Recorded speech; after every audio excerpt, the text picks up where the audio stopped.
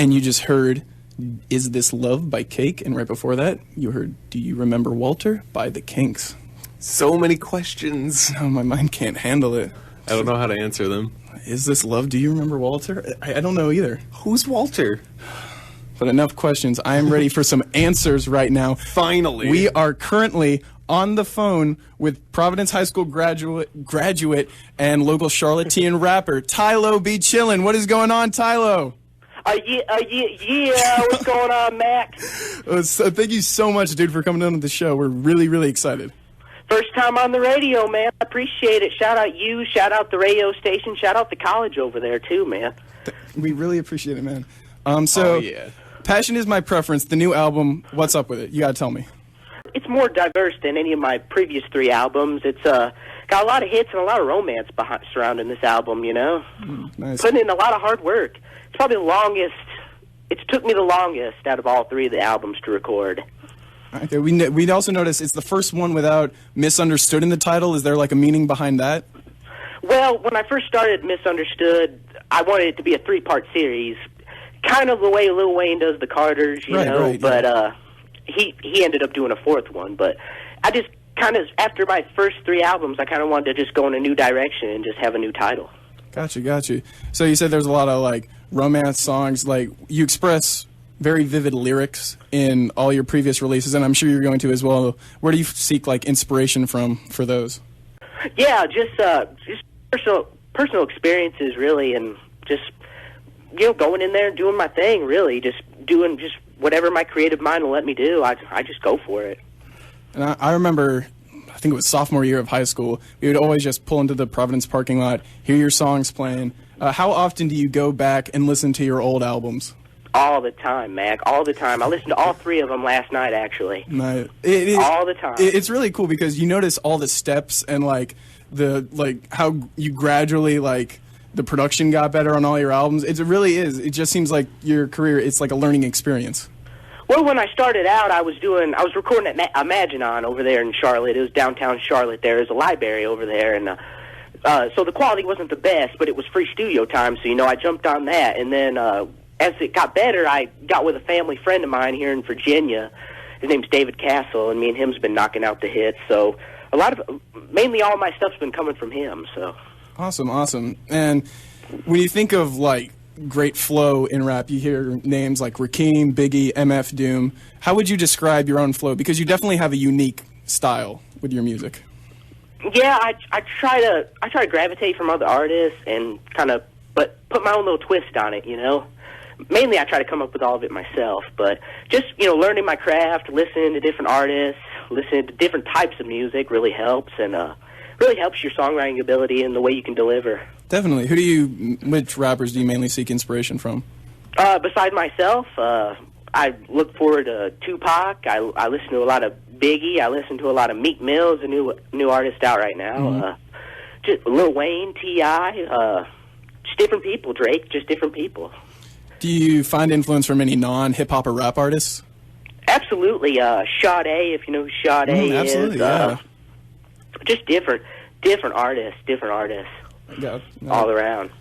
Trinidad James, you're familiar with him, right? I am, definitely. Yeah. Recently, in an interview with Pitchfork Media, he said that all the rappers he's talked to have had a moment where they realized they'd made it, and his was when he went his first performance out of state, and he saw people singing along with his words. Have you had a moment where you realized you're like, this must really be what it's all about? Well, back my senior year of high school, when my boy J5, who I used to record with, he brought me onto the football field. I think it was the last football game of the season over there at Providence, and he just brought me out on the track. We didn't even ask nobody. We just went down there, and everybody went wild. I probably have to say that was the official time where I was like, I think I'm doing something good here. That sounds like just really awesome. And I remember also your homecoming performance was that was another one. That was another one. Walking around the school, you know, not too many people know who you are, and then a year goes by, and then everybody knows who you are. It's just kind of amazing. Yeah. So that was definitely an amazing highlight. Back to the lyrics. Most of your songs are pretty clean, but you still get your point across very vividly. Do you intentionally try to make your songs clean? And it's awesome because we can play these on the radio without FCC getting on us. But yeah, well, I do that mainly because my parents are listening, and they never wanted me to cuss or do anything like that in front of them. So with my family listening, I have their feelings to think about, and pretty much that. And I just want to be different. I just want to be different. Hip hop doesn't have to be all about that. You know what I mean? It can be positive messages too. So I try to make sure I influence that in my music. Definitely. And when I think of your discography, so many titles come to mind. You have classic My Swag, So Fresh. You got Donkey Kong Country, Stacks of Cash. Which of those songs, just of any of them, mean the most to you? Man, so many of them mean everything to me. I mean, that's why I try to put them all in Misunderstood. That's why I tried to put them all in those particular albums, because they're also personal to me. But I don't know, My Swag's So Fresh. I mean, that's what got it all started. Especially What's a Goon, too, that we're about to play. Exactly. Those two really mean a lot to me. Those are the songs I started out with when I was trying to get started. We noticed a lot of the step-ups in the production on your recent albums. How much control do you have over the production of your songs? I don't have control on what the beats sound like. I just go on the websites, and I hit up the websites, and I usually got to buy them, so I lease them for about $30. And but as far as that's concerned, I pick all of them myself. All my albums, I don't really have anybody else helping me with it. I mainly just do it myself and just go for it. Do you have any plans in the future to try to do performances, or are you trying to reach out to places now to perform?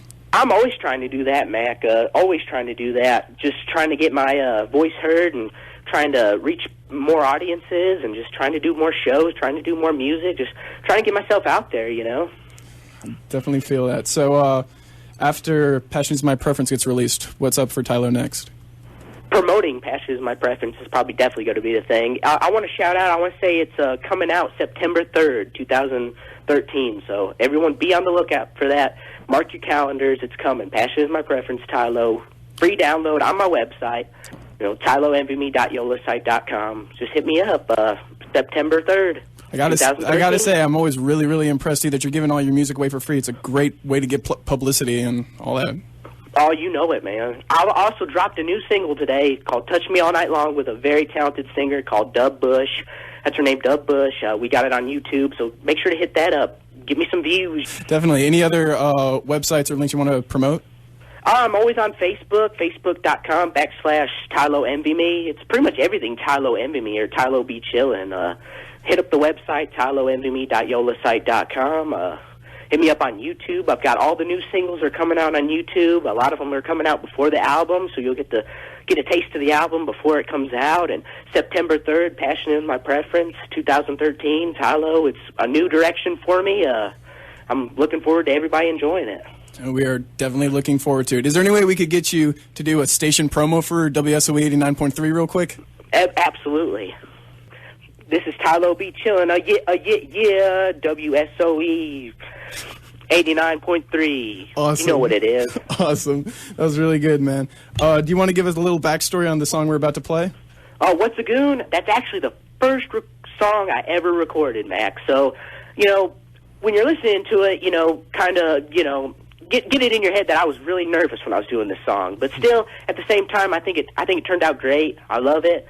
It's the first single I ever released for Misunderstood 1. It's what pretty much got all this stuff started, Definitely. Is there an answer to the question, what is a goon to a goblin? Is there an answer? There's really not. I don't really know what Lil Wayne was meaning when he said that, but it's a hot sample in there. Definitely. It's definitely a hot sample in there. And listen to the song. I think you might be able to come up with your own answer for it. All right. Well, my advisors tell me we got to wrap this up soon. Is there any way I can get one last, yeah? Yeah, Tylo Be Chillin'. Passion is My Preference, September 3rd, 2013. Thanks so much, Thanks, man. Tylo. You're a great guy. And like Tylo just said, here is What's a Goon. We'll talk to you later, Tylo. Hey, man.